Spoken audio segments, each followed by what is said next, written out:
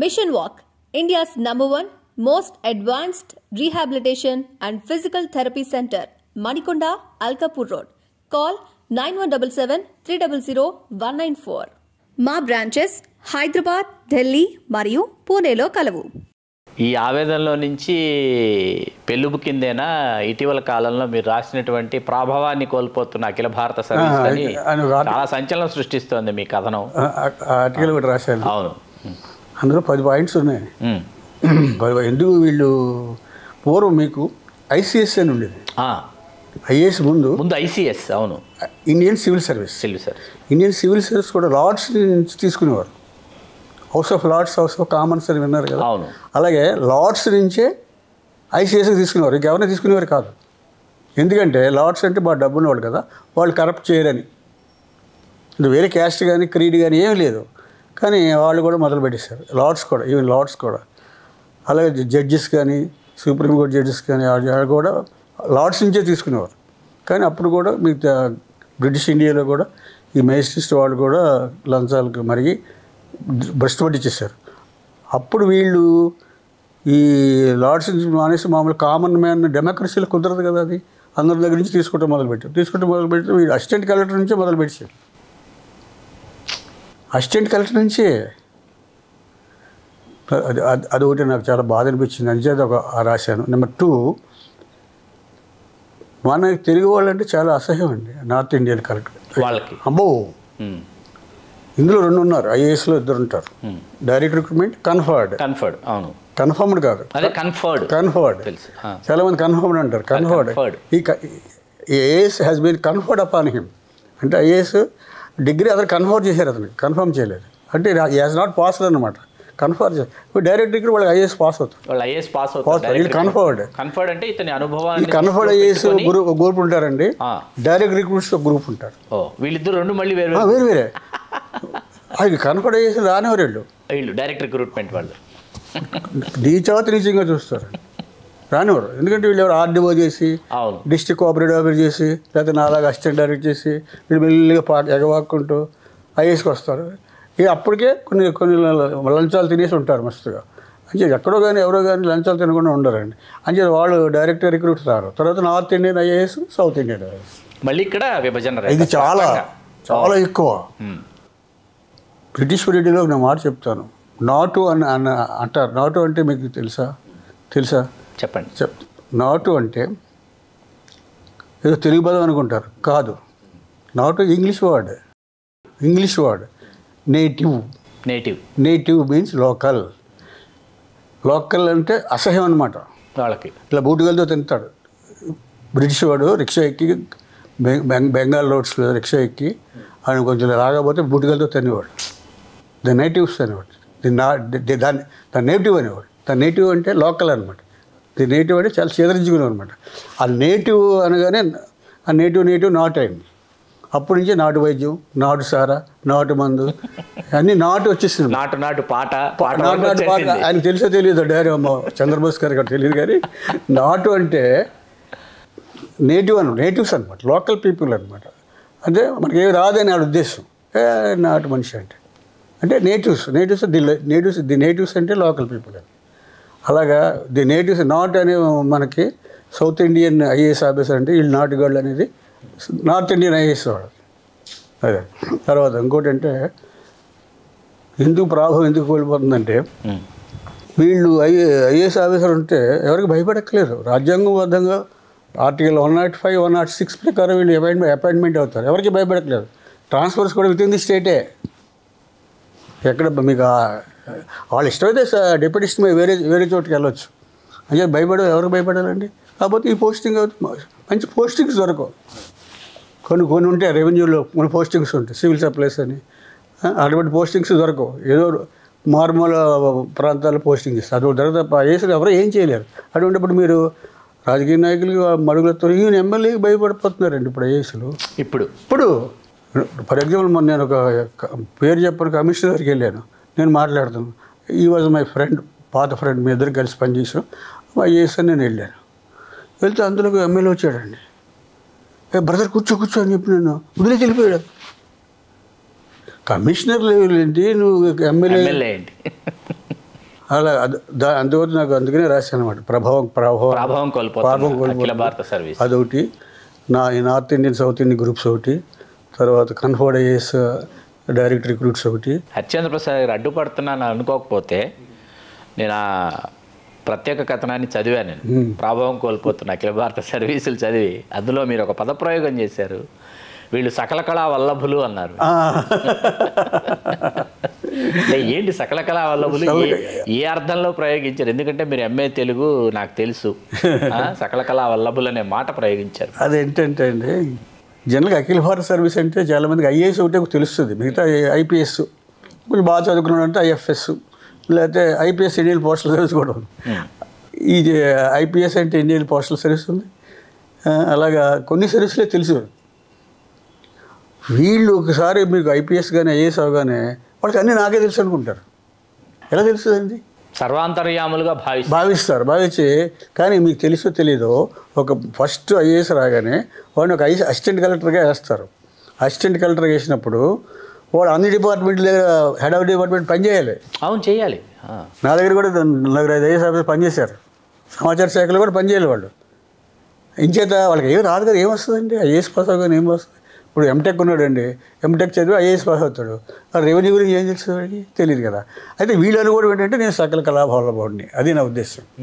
నాకు అన్నీ తెలిసిననే భావంలో ఉంటారు. వాళ్ళకి ఏం తెలియదండి, నిజంగా కూడా ఏమి తెలియదు. అంటే వాళ్ళ ఎంటెక్ అంటే ఎంటెక్లో తెలిసి ఉండొచ్చు, లేదా ఇంకోటి తెలిసి ఉండొచ్చు. అవును. లేకపోతే సర్వీస్ అడ్మినిస్ట్రేటివ్ సర్వీస్ ఎలా తెలుస్తుందని తెలియదు కదా. అదే భావం ఉంటుంది, అది తప్పు. అలా ఆ భావంతో ఆ డిపార్ట్మెంట్ కానీ ఆ సర్వీసెస్ కానీ ప్రభావాన్ని కోల్పోతుంది. వాళ్ళకి కూడా ఫర్ ఎగ్జాంపుల్ చెప్తాను నేను. ఇప్పుడు సమాచార శాఖని తర్వాత సాంస్కృతిక శాఖ అభినవ సంబంధం ఉంటాయి. ఇప్పుడు రెండింటికి. అవును, నేను 2 పడుగు పేగలా ఉంటాయి. నేను డిస్ట్రిక్ట్ కల్చరల్ ఆఫీస్ కూడా చేశాను. అంటే సైమిల్టేనియస్గా డిస్ట్రిక్ట్ పిఆర్ ఎవరైతే ఉన్నారో వాడు డిస్ట్రిక్ట్ కల్చరల్ ఆఫీసర్ కూడా వాడే. డిస్ట్రిక్ట్ తర్వాత కల్చర్ ఆఫీసర్ చేశాను, డిస్ట్రిక్ట్ పబ్లిక్ రిలేషన్ ఆఫీసర్ చేశాను.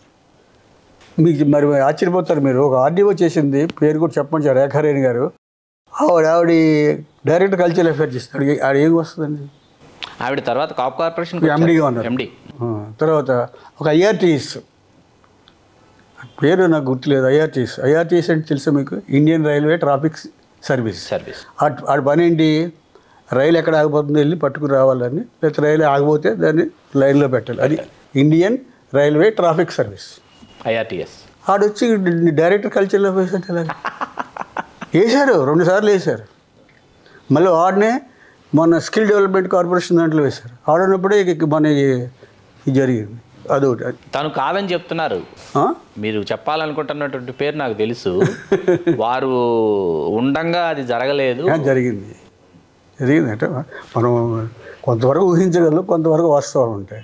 అయిపోయిందా? తర్వాత అందుకు పొరుగు సేవలని ఉంటాయి. పొరుగు సేవలు, డెప్యుటేషన్ అనమాట. పొరుగు సేవలు అంటే దానికి తెలుగులో వాళ్ళు చెప్పిన పేరే పొరుగు సేవలు. పొరుగు సేవలు అంటే బీహార్ కేడర్ ఉన్నాడు, వాడు నేను ఆంధ్ర కేడర్లో పనిచేస్తానంటాడు. వాడు వస్తాడు, ఇక్కడ మన దగ్గర పనిచేసి వచ్చిన రాజు నుంచి కూడా వీడి ఆస్తులన్నీ బీహార్లో సమకూర్చుకుంటూ ఉంటాడు. కావాలి పేర్లు చెప్పమని చెప్తాను, కానీ ఇప్పుడు బాగుండదు. అంటే ఈవేళ రేపు ఏమైపోయిందంటే అన్నీ ఓపెన్ అప్ అయిపోయినాయి. అక్కడ సమకూర్చుకుంటూ ఉంటే ఇక్కడ ఏం చేస్తాడు? ఇక్కడ కొల్లగొట్టేస్తారు. బ్రిటిష్ వాళ్ళు ఇండియాని కొల్లగొట్టేసి వజ్రాలు గనులు అన్నీ ఎలా పట్టుకుపోయారో అలా ఇక్కడ కొల్లగొట్టేస్తాడు. అక్కడ బీహార్లో అసెట్స్ పెడతాడు. బీహార్ అంటే చెప్తున్నా, సోమేష్ కుమార్, అరవింద్ కుమార్, ఇటువంటి వాళ్ళు కూడా మనం కేసులు జరుగుతున్నాయి. నవీన్ మిట్టల్ నేను ట్రైనర్ అతనికి. నవీన్ మిట్టల్ నేను ట్రైనర్ని. ఎప్పుడు ఈస్ట్ గోదావరిలో నా దగ్గర మీరున్నప్పుడు నేను సమాచార శాఖలో 2 నెలలు చేయాలి. అతను చేశాడు, నేను ట్రైనింగ్ ఇచ్చాను. అతను ఫుల్ కరప్షన్, అతని మీద చాలా ఛార్జెస్ ఉంది నవీన్ మిట్టల్ మీద. నేను చెప్పినవి కాదు, ఇవి పేపర్లో చూసినవి జరిగినవి అన్నీ కూడా నేను చెప్తున్నాను అనమాట. అదొక కారణం. అలాగా పొరుగు సేవల వాళ్ళు వచ్చి ఏం చేస్తారు? వీళ్ళ మీద బెత్తం చేస్తారు లోకల్ వాళ్ళ మీద. అప్పుడు వీళ్ళకేమో కొంచెం నీరసం వచ్చేస్తుంది ఉద్యోగం చేయడం.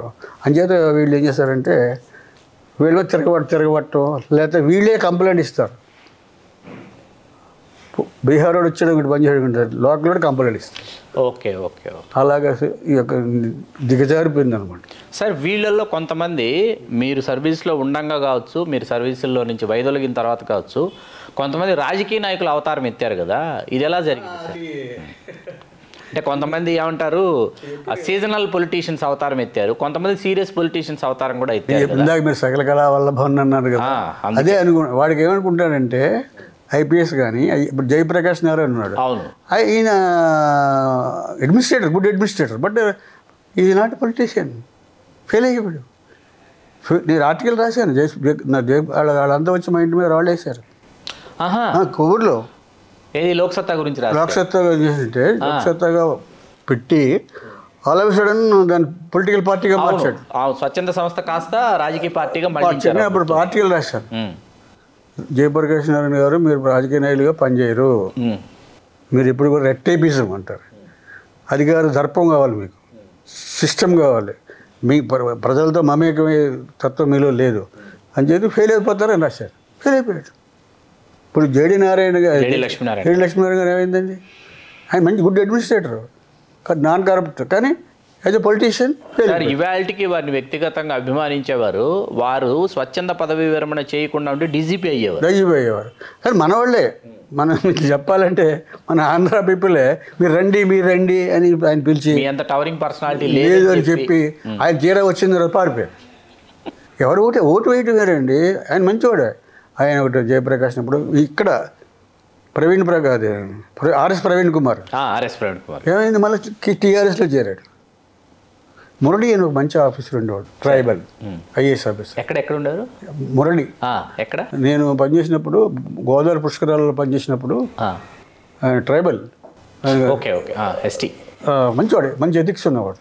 ఆయన పార్టీ పెడతానంటాడు, రిటైర్ అయిపోయాడు. అది మేము వద్దని చెప్పాం, పార్టీ పెడితే మీరు ఏం చేయలేరు మీరు. వీళ్ళు అనుకుంటారండి హంగు ఆర్భాటం మంది మార్బల్ ఉంటారు కదా, వీళ్ళుంటే మీరు పార్టీ పెట్టేసి వీళ్ళంతా నాకు ఓట్లు వేస్తారు అనుకుంటారు. ఏమంటారు, అది వేరు ఇది వేరు. జయప్రకాష్ నారాయణ అంటే ఇప్పుడు అజిత్ జోగి అని ఉండేవాడు, ఛత్తీస్గఢ్ ఫస్ట్ సీఎం అజిత్ జోగి, ఐఏఎస్. కార్ యాక్సిడెంట్లో దెబ్బతింది, మళ్ళీ కోలుకోలు చచ్చిపోయాడు. అతను సక్సెస్ అయ్యాడు. కేజ్రీవాల్ సక్సెస్ అయ్యాడు. కిరణ్ బేడి ఏమైంది? అంతేగా ఆవిడ మరి అసలు దుందుడుకుగా ఎలా వచ్చింది అసలు? సకల కళా వల్లభన్ ఎలా అవుతారు కాదు, వీళ్ళు వాళ్ళు అనుకుంటారు అన్నారు. వాళ్ళ చుట్టూ 10 మంది పోలీసులు ఉంటారు, లేదా 10 మంది బిళ్ళ బండ్రోతో ఉండాలి. వాడికి పేరు నేను పొలిటికల్గా నేను నెగ్గేసాను కాదు, దానికి ఒక సెపరేట్ స్టేటస్ కావాలి, సెపరేట్ స్ట్రాటజీ కావాలి. నమస్తే, నేను మోనిక. తెలుగు రాజ్యం ఇక ఊరూరా రాబోతోంది. దినదిన ప్రవర్ధమానమవుతున్న తెలుగు రాజ్యం ఛానల్కు 2 తెలుగు రాష్ట్రాల్లోని 42 లోక్సభ నియోజకవర్గాల నుంచి న్యూస్ కంట్రిబ్యూటర్స్గా వ్యవహరించడానికి యువతను ఆహ్వానిస్తోంది. జర్నలిజం పట్ల ఆసక్తి, కనీస సామాజిక రాజకీయ పరిజ్ఞానం, స్థానిక పరిస్థితులపై మంచి అవగాహన, స్థానిక పరిచయాలు, గౌరవప్రదమైన జీవనం ఉంటే సరికొత్త సామాజిక విప్లవంలో మీరు కూడా భాగస్వాములు కావచ్చు. మీ అంతరంగాన్ని ఆవిష్కరించవచ్చు. ప్రతి లోక్సభ నియోజకవర్గ పరిధిలో 2కి అవకాశం ఉంటుంది. 30 నుంచి 35 ఏళ్ల మధ్య వయస్కులై జర్నలిజం పట్ల అభిరుచి, ఆసక్తి కలిగిన యువకులు తమ వివరాలు, జీవన విధానం, ఆసక్తి గల ప్రాంతం, పాస్పోర్ట్ ఫోటోతో కలిపి ఈ దిగువన నంబర్కు వాట్సాప్ చేయొచ్చు. నంబర్ 8125150555.